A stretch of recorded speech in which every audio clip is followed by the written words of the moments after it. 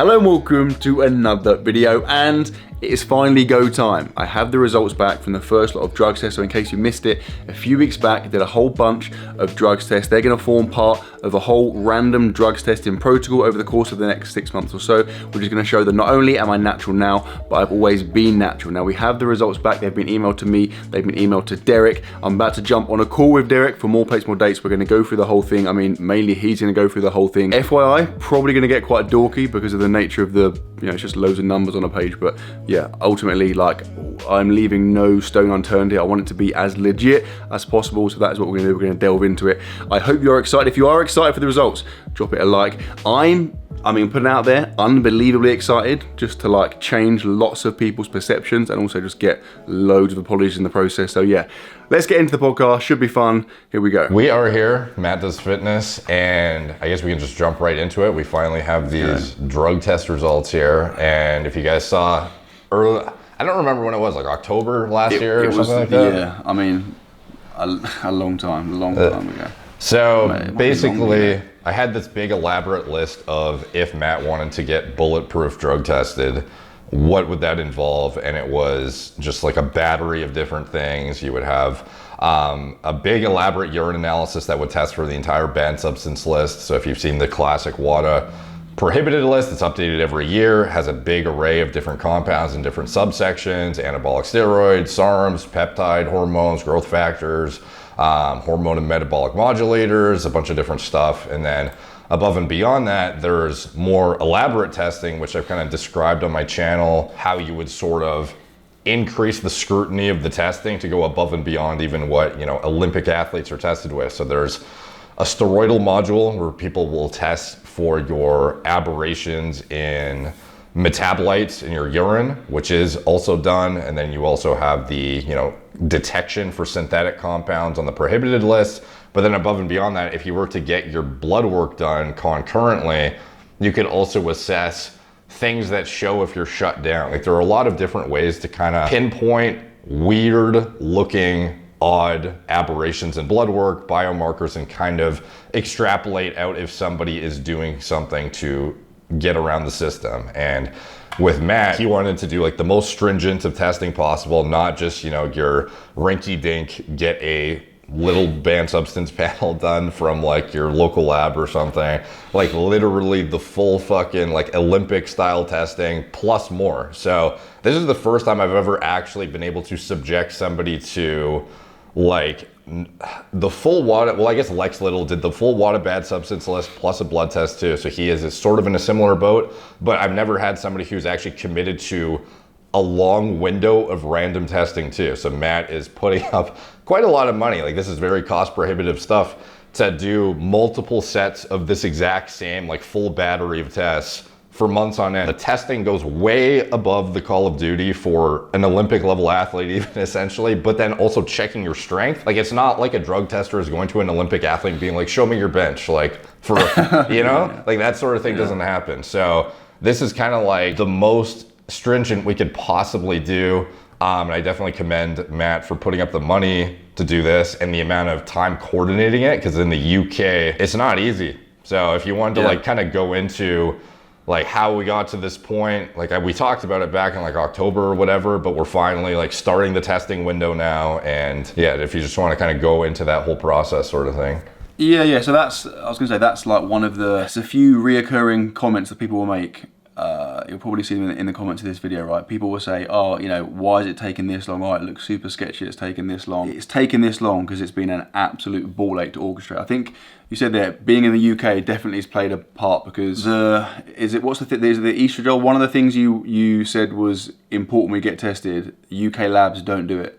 So like, I had to find a lab that, it's called the Men's Health Clinic, I believe. They've been sending my sample to another lab in Spain that is then testing for that thing. So trying to find a lab that could facilitate that. And obviously they've got to be able to do it on a quick turnaround, because whereas normally you'd go into the lab on a Monday morning and that's when the run gets taken and sent to Spain, right? But it's got to be random, so we can't do that. So they had to be able to do a mega quick turnaround. So Andrew does the testing, it takes my blood, he sends it, they get it, it goes on straight to Spain. They get it in time so that the sample's not, trash, and they can actually do it. So that was a ball ache. And then just generally, like, I challenge anyone to try and get like their testing done in a friggin' WADA lab in the UK. Yeah. Good luck doing that, and then let me know how long it takes. Like, they don't do it. They literally don't do private testing. Like, trying to get this again took a very, very long time. That's why. So I'm now a member of the WMBF because I had to join that federation to even get access to that testing. And even then, it wasn't simple. So yeah, it took this long because it friggin' took this long. And again, if anyone wants to go and try and make it happen quicker, I'd be interested to see that. No, yeah. So obviously, for me, even like there would be immediate skepticism around somebody paying for their own tests to have done and like how legitimate it is. But like I've talked with the head of the WNBF separately. He has endorsed not only the process of collection, the randomization, everything that's going into it. So it's kind of like this organization is sort of like staking itself on this being legitimate. So it's not just Matt putting up money and going to get tests done whenever he feels like it to make videos. Like, it's literally an entire organization that is facilitating it, as if he's not just like a natural bodybuilder in their organization who's competing or something, but also like doing tests. Like, I guarantee none of the athletes in that organization are like this scrutinously tested too. Like, this is stuff above and beyond the Call of Duty, like I said. So in terms of the, as well, just to emphasize now, so in terms of the testing moving forward, so Andrew, who's coming to test me, and the phlebotomist. So Andrew we're in a shared calendar, right? So he's in my calendar, so he knows my whereabouts. So for example, Andrew he could message me like now and say, I'm coming to test you tomorrow, and then come and test me tomorrow. So that's like a live process. In terms of the length of that, I mean, I guess we play it by ear, but I would like it, like we said there, 6 months. Like, it needs to be long enough that, obviously I've ruptured my Achilles, right, which is pretty bad timing, yeah, but I'm not I will do this, right? Once I maintain my physique, maybe even improve my physique, but at least maintain my physique, hit bench press PBs and get my squat and deadlift to at least close. I mean, I'd like to exceed them, but at least close to all-time PB level, and I'm passing tests, which are, like you said, the most friggin' scrutinous tests you're ever going to get, then anyone that debates that is probably a psychopath. Do you know what I mean? So at that point, yeah. I'm not really concerned. Yeah, so yeah, for me, like, for what it's worth, I definitely see this as comprehensive enough. Like, this is above and beyond what could possibly even be considered adequate at like Olympic sports level, essentially. So if we want to dig into the test results, I can kind of just elucidate what exactly went on, why, what the results showed. I think it's probably easiest to go over the urine analysis first. Just because it's the first report I received. Oh, and by the way, like, one thing I did want to mention too, I almost forgot, is obviously one of the things that comes to mind is, what if you, I don't know, like, fucked with a urine sample? What if somebody submitted their sample on behalf of you or something like that? Like, Matt has documented him getting his blood drawn and doing the urine test and whatnot. And then for me personally, I've corroborated the information from the WNBF, and they verify it's actually his sample. Anyways, the first test result was based on the GCMS analysis of urine for different synthetic compounds. So this would be going through the 2022 WADA banned substance list, where you have, you know, your anabolic agents. This includes anabolic steroids, novel ones that you probably never heard of, SARMs, things of this nature, as well as the laundry list of different peptide hormones, growth factors, and whatnot. Like, if you need to know what it includes, like, just type in WADA ban prohibited list, and like, it's every fucking compound under the sun. So anyways, these test results do say, I'm just gonna read it out loud. So we have the WNBF UK test mission event code, blah, blah, blah, out of competition. One sealed blood sample was received by the laboratories at 1:20 p.m. on Tuesday, 29th of March, 2022. The container code was as follows: A10001. Sample coded with prefix A, analyzed according to the International Standard for Laboratories of the World Anti-Doping Code using ISO IEC 17025 accredited I can't even say this right now. Immunological methods for human growth hormone isoforms test. No substance prohibited under the 2022 prohibited list of the World Anti-Doping Code was detected in the sample, but it also had the cost prohibitive HGH isoform differential immunoassay, which is a test that they really only typically do if somebody is suspected to be using growth hormone if they had like an anonymous tip, or somebody just is like a freakish looking human essentially. Like this is not something that is typically done just by default in all tests. In general, this is something, even at the Olympic level, every sample is not going to be tested for HGH. Even if you were on HGH, which fortunately this shows you're not, obviously, but it's not something that's that performance enhancing anyways. It would be something that would definitely help your Achilles probably, which would be, you know, nice if you could use it.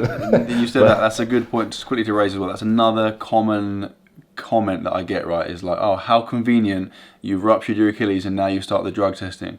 Like, you can confirm, Derek, right, if there was ever going to be a good time to take drugs, a post-Achilles rupture would be the time, right? No, I'd be suggesting some of the shit that you aren't on. Yeah. Like, I've had to sit on my sofa for like 2 months doing banded calf raises and stuff, right? Trust me, if I could take drugs right now, it would be an absolute dream, because my Achilles would be way further down the line of rehab, but again, not doing it. Okay, so we had the growth hormone and related factors being checked. We had the isoform differential immunoassay being checked. Also had, like, I could go down the whole battery of, you know, peptide hormones and whatnot, but basically what you need to know is there was no, I'm pretty sure BPC is even banned in WADA prohibited list now. Like, pretty much everything under the sun that you would imagine could be useful right now from a recovery aspect, and then also the anabolics realm, everything's clean. So in this, we have something called a steroid profile chart, which basically shows a bunch of different urinary metabolites of testosterone metabolism, and these ratios are used to kind of identify red flags in your actual excretion pattern. So this would be like your testosterone to epitestosterone ratio, for example, is something that is commonly used in doping analysis to see if somebody has, if they're using testosterone, for example, they would have suppression of epitestosterone, while subsequently their testosterone would be higher because they're literally administering testosterone. So they typically have a cutoff of 4:1. So if your T to epitestosterone ratio is above 4, that would be kind of a red flag to them, like, something is really off here. Maybe we'll look further and kind of see what's going on. Is this guy doping with testosterone?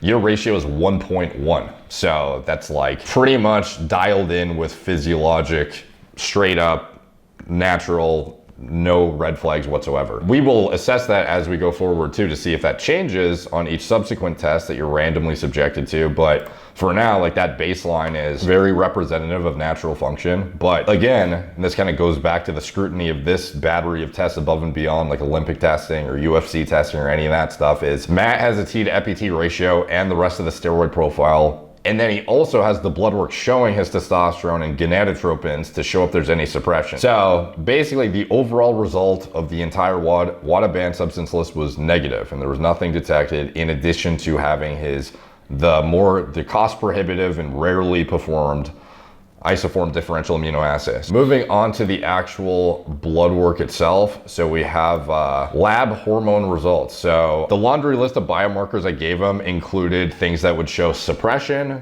hepatotoxicity, signs of androgen abuse, because even if you were to like clear all this stuff out of your system, some of this stuff residually will show like traces of really weird changes in your blood work. So you would typically see things like low sex hormone binding globulin as a result of androgen abuse. You would see things like low LH and FSH levels. You might see AST and ALT elevations from liver stress.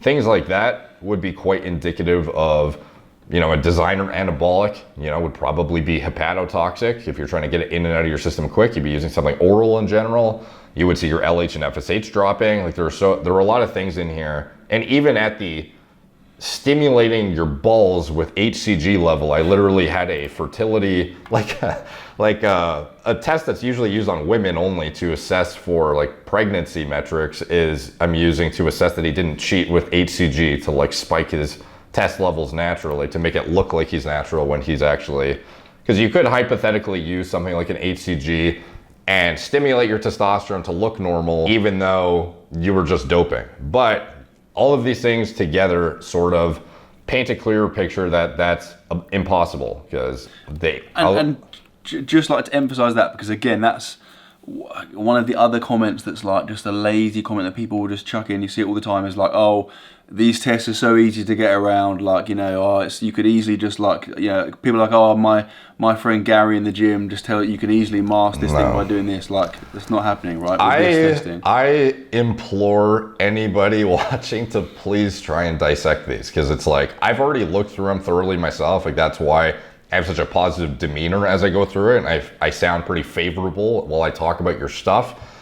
It's because I've already reviewed it and analyzed it myself separately. So like, it's easy for me to go through it now and sound like, you know, everything's clean because I've already looked through it, and I couldn't find any holes in it personally. And this is like what I have dictated before we even talked about this stuff, like what I would want to see in like a comprehensive bulletproof testing. Like, you can go watch some of my old videos to see my stance on what are holes in the testing parameters in different leagues. That's why, like, because I was gonna, so at the start of this, my initial plan, or I mean, I said it in the video, I was thinking, oh, I'll go and compete in a natural bodybuilding competition, right, in a natural fed, thinking that'll be great, like, you know, that'll show everyone that I'm natural. But it transpired that in that scenario, at the absolute best case is the winner will get tested. So the most you're going to get is one test on the day of the competition, and even then it wouldn't be anywhere near this strenuous, right? Like you said, they would just pick and choose some of the bits. So yeah, that would have been, in terms of proving I was natural, that would have proven nothing. So that's why I've gone to this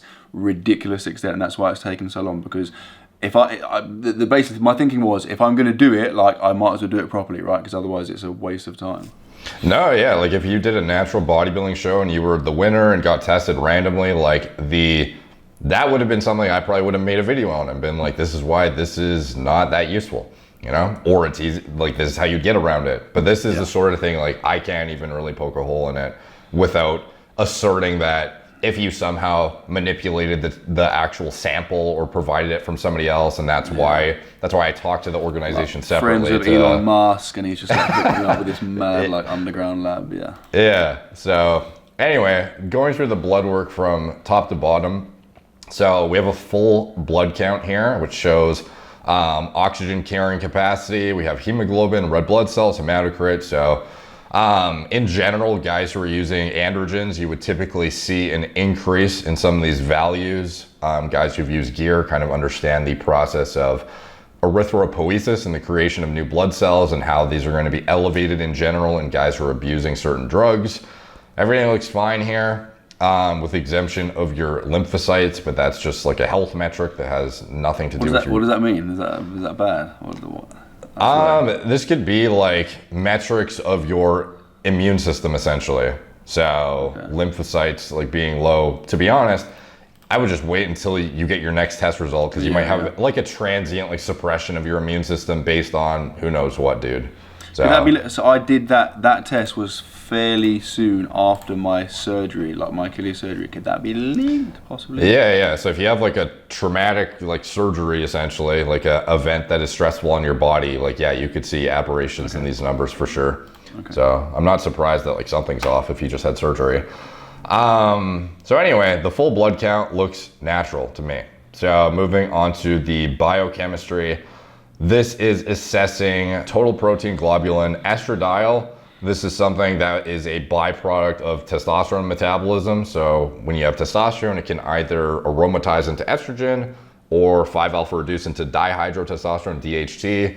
You have a 77 estradiol in picomoles per liter, which is like dead in the middle of natural looking. Now getting into the liver function, we have hepatotoxicity metrics. Like, these are things that would, in general, if you're going to be using a synthetic like designer drug or something that's some orally administered agent that's in and out of your system fast, you might see transient spikes in ALT and AST.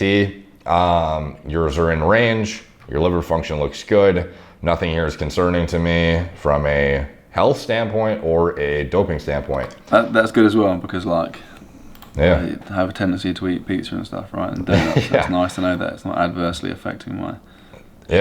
No, your lipids don't look too bad either, considering your propensity to eat copious amounts of shit or whatever it is you do in your eating challenges and whatnot. So cholesterol levels good. Like, in general, the main thing I'm looking for here is HDL suppression when you are Using androgens, you will typically see this number plummet. And it's something that is, in general, even if you were in the reference range, it would be something that's like just over acceptable for guys who are using stuff.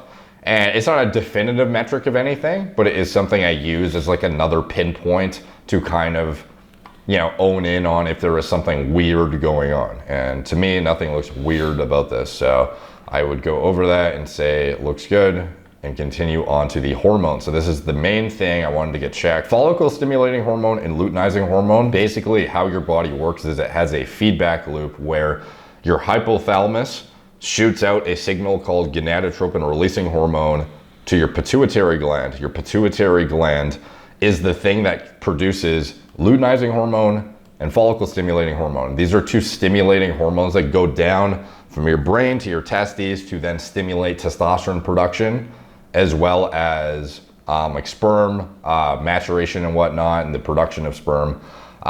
So this is something that if you were using testosterone, if you're using anything anabolic related, in general would be suppressed down to below, like you see this range here, it's like FSH 1.5 to 12.4, LH 1.7 to 8.6. They have these ranges here. Those are representative of physiologic natural production. So if you have a healthy functioning axis, HPTA, hypothalamus, pituitary, testicular axis, where your body is natural, you would have this healthy regulating feedback system whereby your balls tell your brain like, okay, you know, or the receptors in your body that have been adequately saturated or not by testosterone, estrogen, different things in your body, signal to your brain how much of this gonadotropin releasing hormone to produce, which tells your pituitary how much to spit out of this FSH and LH to go down to your testes to produce testosterone as well as sperm.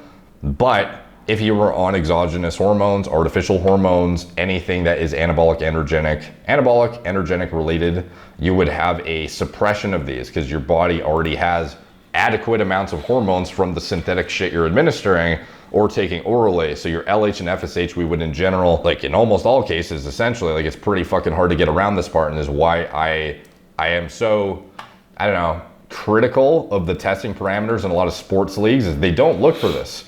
Like it makes no sense to me why they don't, because this is a actual clear metric that tracks with time if you were using something. Because hypothetically, let's just say you pass the entire urine test, you could be using some random designer steroid that no one knows about, and your FSH and LH would be in the gutter, but they don't look for it. They don't care. They don't care about lack of FSH and LH. They care about if you were synthetically using LH to spike testosterone production in your balls, but they don't care if it's crashed because they don't even look for it. So for us, this kind of rules out the idea that you could possibly be using, at least for this snapshot in time right now, synthetic anabolic androgenic steroids, SARMs that haven't been discovered yet of how to test for in your urine, stuff like that. In general, if somebody had this battery of tests, we could at least rule out that they're natural for like a big chunk of time around the testing window. Because I would see aberrations from weeks ago even reflected in their blood work probably.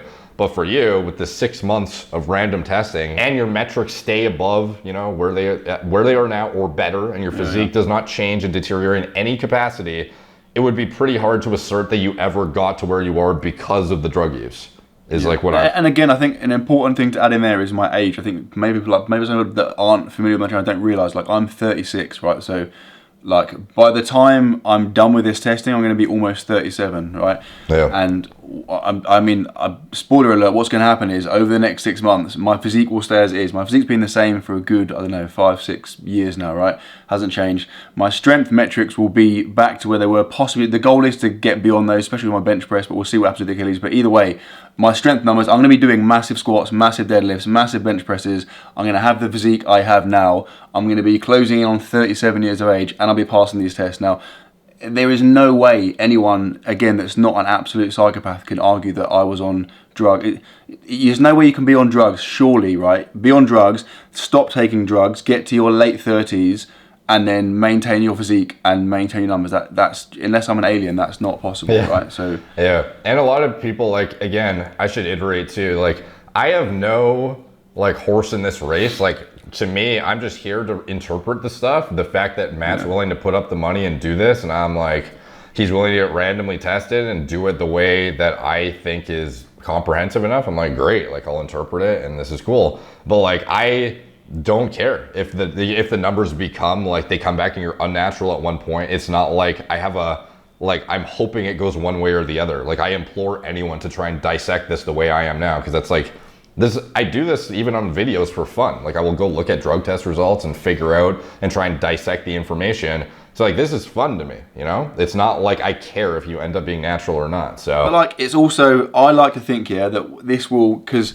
I genuinely believe now that in social media, fitness social media in particular, I believe the bar is very, very low now for what people perceive to be possible as a natural athlete. Anyone that has a decent physique and is lean immediately is assumed that they're on drugs, right? Yeah. Now, of course, some of those guys are, of course they are, right? But a lot of them aren't, and I think once I do this, I think it will change people's perceptions as far as what they think is natural. Because I am by no means, I haven't got the best physique in the world, right? I'm not the strongest guy in the world. I'm sure there are natural guys who are bigger and stronger than me, right? But people don't believe that. Now, once I do this, they're going to say, well, hang on a minute, if Matt's natural and he's always been, then maybe this guy, you know, I think it will at least put, sow like a seed of doubt and hopefully stop people from just automatically jumping to that assumption, you know? Yeah, because this is like this is the first time anyone's going to have been subjected to the scrutiny as well as I'm like a guinea pig. I'm literally the guinea pig right now, aren't I? The duration of testing too. So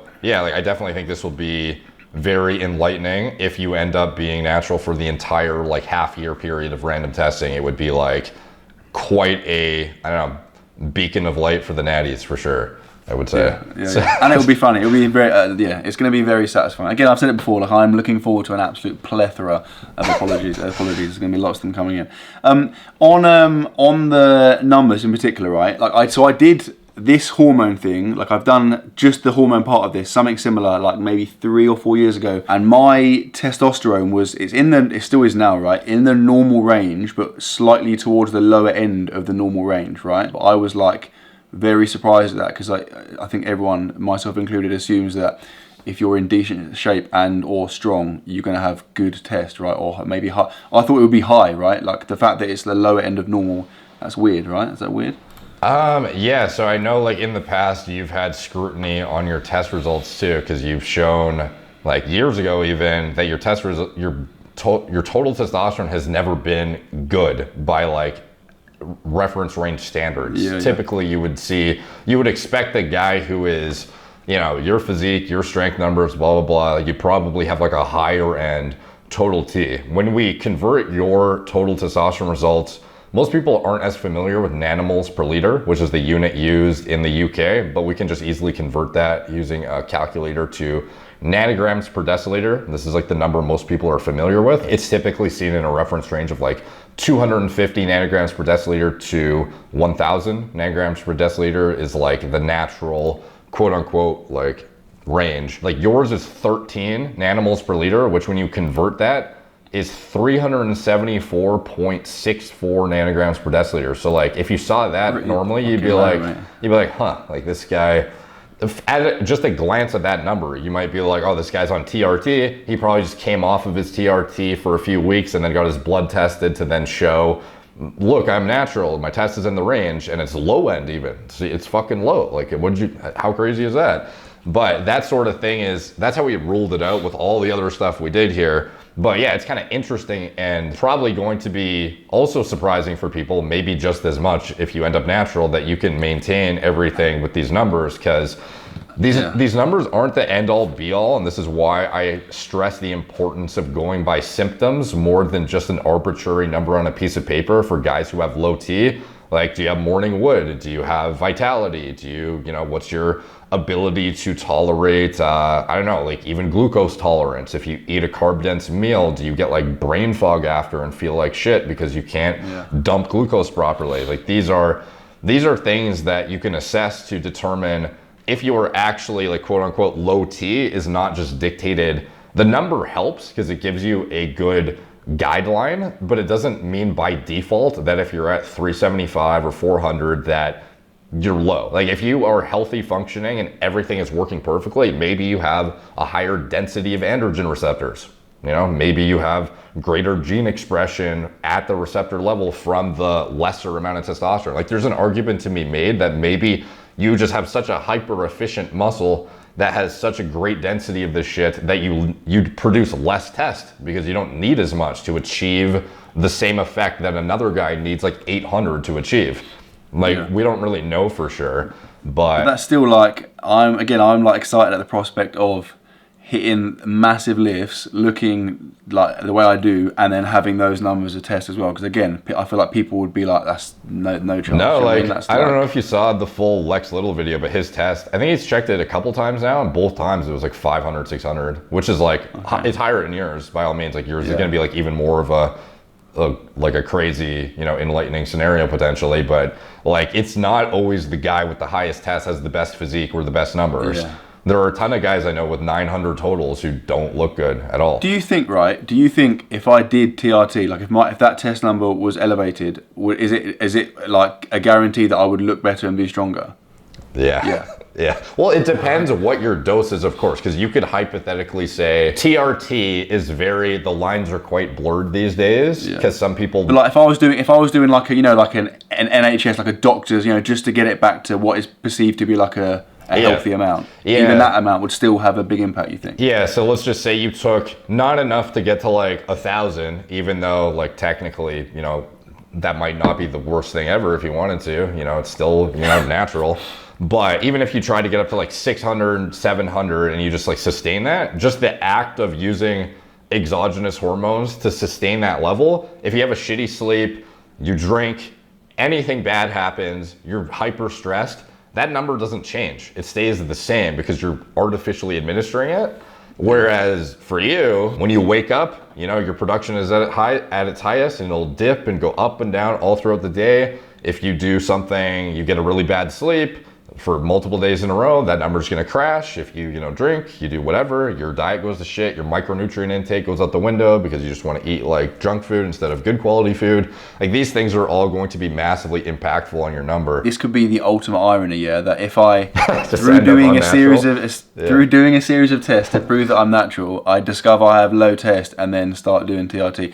I mean, to be honest, like, obviously, I'm doing this test and I'm going to show that I've always been natural, right? But if at some point down the line, again, bearing in mind I'm like 36, like if my test is at a point where it's inhibiting my health and it's, you know, there are other side effects, and I would definitely consider doing TRT to get it just to a healthy range, right? Because I feel like I'd be silly not to. No, the cool thing though is that like you've done test results just on your like basic testosterone stuff in the past, but typically your results have always been, I don't know, had like a giant window between them of like a year or something, because you've done like a few. This is like, you're gonna have a very, very good idea of what your levels are actually at after this is done, because it's like, wow, for the entire 6 months, I've always been under 400, for example. Like you'll have a way better idea where you stand and if that's a viable route to go after. Again, I'm excited because wait until you see what my bench press and then my squat and deadlift down the line are, and then I'm going to be this amount of testosterone. I'm about to blow people's minds. I'm very excited about that. No, we'll see. Yeah, that would be wild if this ended up with that outcome. You're just getting. I'm going to set some world records for this. Enter the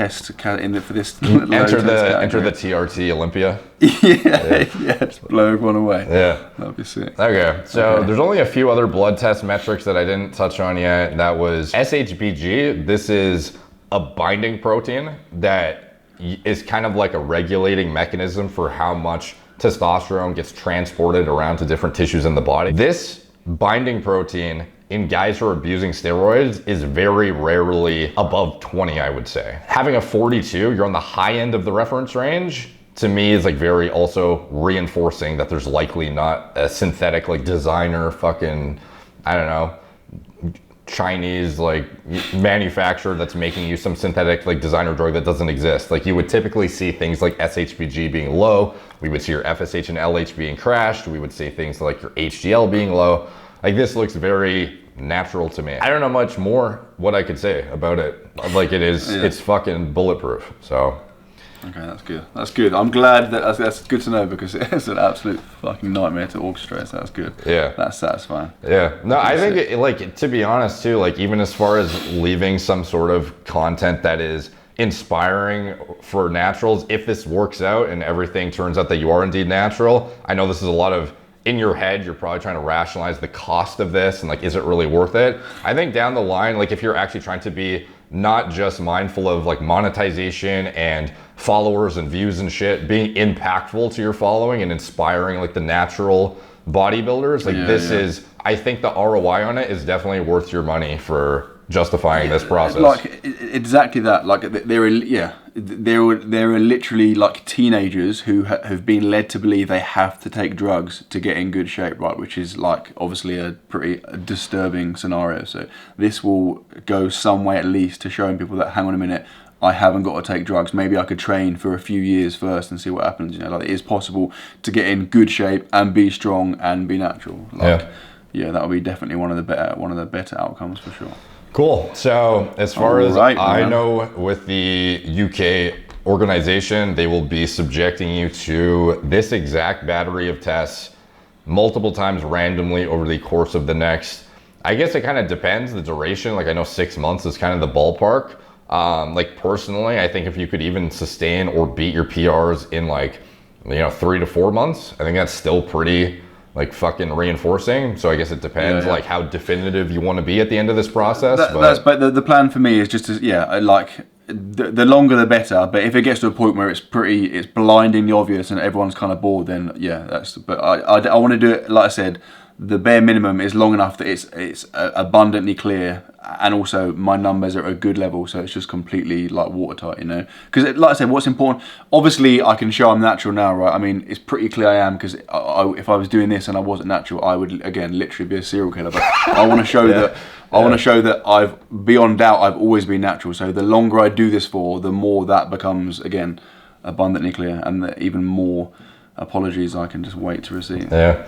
Okay, well, I will be in close communication with the UK WNBF about the subsequent random testing, and then I guess I'll see you in the next video maybe if we end. That's it. Yeah. Game on. All right, that was intense. That was extensive. Pretty sure Derek covered every single element need to be covered, so you shouldn't have any questions or queries there.